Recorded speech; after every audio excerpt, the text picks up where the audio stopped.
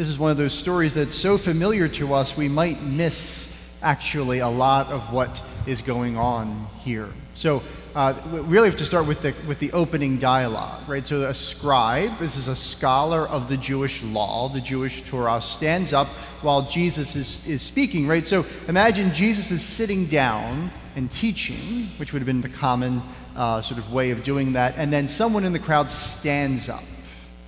He's now going to make a kind of a scene, right? And it begins in an ordinary enough way. He says, "Teacher, what must I do to inherit eternal life?" If you remember the story of the rich young man, it's the same question. He runs up to Jesus, kneels down, and says, "Teacher, what must I do to inherit eternal life?" It is the fundamental question of human existence, actually. What is actually the goal of our lives? Why am I here? Why do I exist? All people ask this question in different ways and in different times in their lives. And the fact is that if we get that question wrong, nothing else matters. Right? We can get to the end of our lives and be very rich or very successful or very famous, but if we haven't actually figured out what must I do to inherit eternal life, how do I not just be sort of happy for a few moments in this life? How do I be happy for eternity? If I get to the end of my life and I don't know the answer to that question, then I failed. I haven't actually achieved the goal for which God has created me. So it is the fundamental question. What good must I do? And so Jesus says to him, well, how do you read the law? You're a scholar of the law. What does the law say? God has given the Jewish people this great gift of the Torah, the law, by which we can know who God is and what he expects of us, what he wants for us. How we live is the image of God that he has made us to be.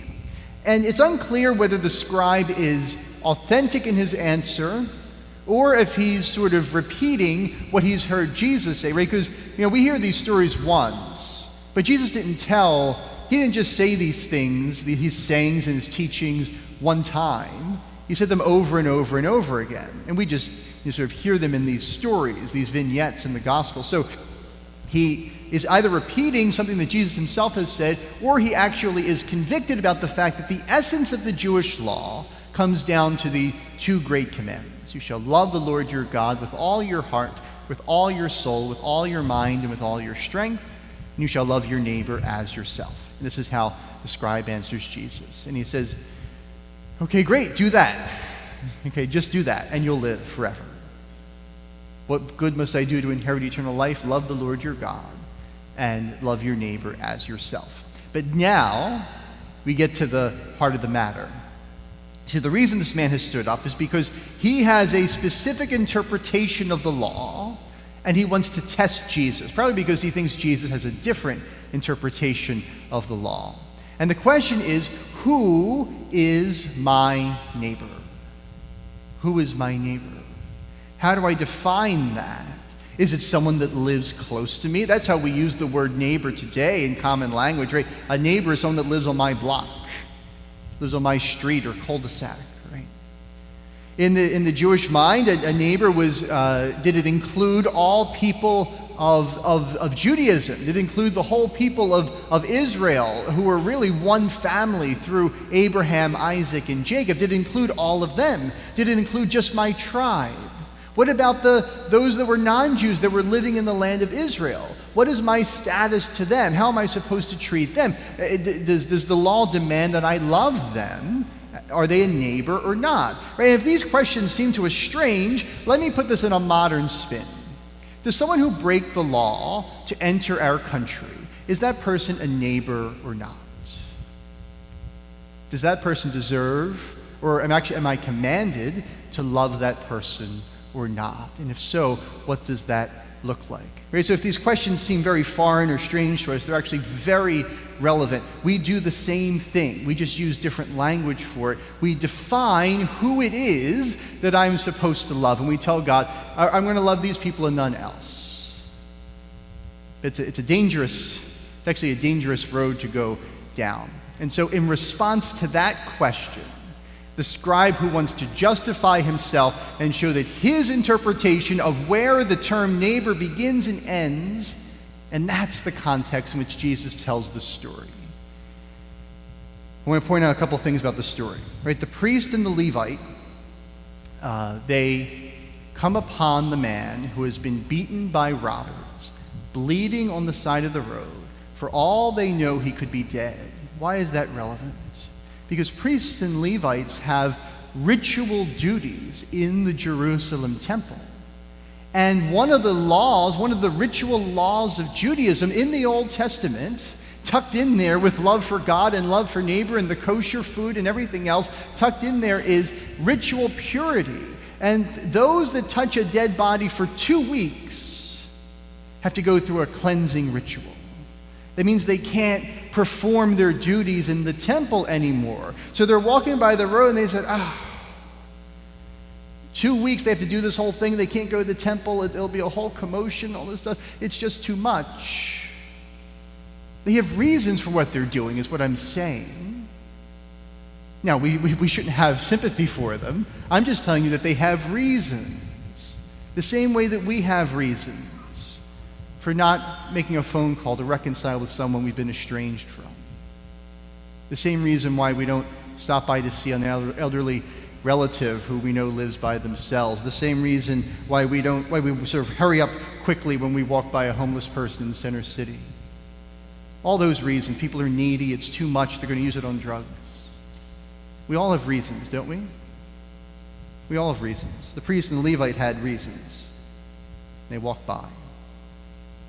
And so the Samaritan, right? So imagine the story being told today in Israel. Right? So imagine the hero of the story today, told to a group of Jews, is a member of Hamas shows up upon the scene. That's the closest equivalent we have in our day, in the Jewish mind. Right? This is an enemy. It's not just a non-Jew, it's an enemy. That's who the Samaritans were. And the Samaritan shows up on the road from Jerusalem to Jericho and sees the exact same thing that the priest and Levite see. And it's one thing just that he helps him. He doesn't just help him. There's multiple verses about the concrete, visceral acts of love that the Samaritan performs for this man. He picks him up, puts him on the mule, takes him to an inn, cares for him there, pours oil and wine on his wounds, hands 2 silver coins worth about a day's wages, hands them each to the innkeeper and says, if you need more, when I come back, I'll give you what you owe to take care of him. This man goes beyond, completely above and beyond, right? And so this completely explodes our categories in which we try to contain love. We try to put our duty to love. What is the minimum I need to do to fulfill the law? What is the smallest group acceptable for me to fulfill this law? What is the smallest amount of love I can give? And we all do this. I certainly do it. What is the minimum required in this situation? And this man goes completely beyond it. He redefines the categories. No one in their right mind would begrudge this man just for picking him up and making sure he's okay. No, this man is a Samaritan, right? He could be accused as being the one that did this. Right? In the mind of the innkeeper, he's just as likely to be the perpetrator as the one that's helping this man. So at great personal expense and at great personal risk, he chooses to love this person that is in need right in front of him. And Jesus says that is the definition of a neighbor. He turns the question on his head. He never answers the question, who is my neighbor? He says to the scribe at the end, and who, in your opinion, was the neighbor to the man who fell victim to robbers? He has redefined the entire category. The neighbor is not the other. The neighbor is me. The neighbor is defined in relation to me. It is whoever I can help, whoever is right in front of me that is in need of my own love, of my own care, and yes, even to the point of sacrifice. Okay, we could stop there, and there'd be enough there, right, for us to think about and pray about in our own lives, but there's one more detail here that I don't want us to miss. You see, because in every parable, Jesus is somewhere in the parable. He purposely tells these stories in a mysterious way, in a way that's meant to tease the mind into active thought. and he hides himself like Waldo in his stories? Can we see the man who is beaten and bloodied on the side of the road as humanity, fallen because of sin, separated from God? And can we see Jesus as this foreigner, this unexpected hero who comes from another place and who happens upon us and who pours himself out in love at great personal cost in order to restore us to good health, in order to restore us to right relationship with the Father? So the story isn't just an invocation, it's not just an exhortation for us to sacrificial love of our neighbor, though it is that. It's also pointing to what Christ has done for us. And having received his mercy and his love, we are then called to go and do likewise.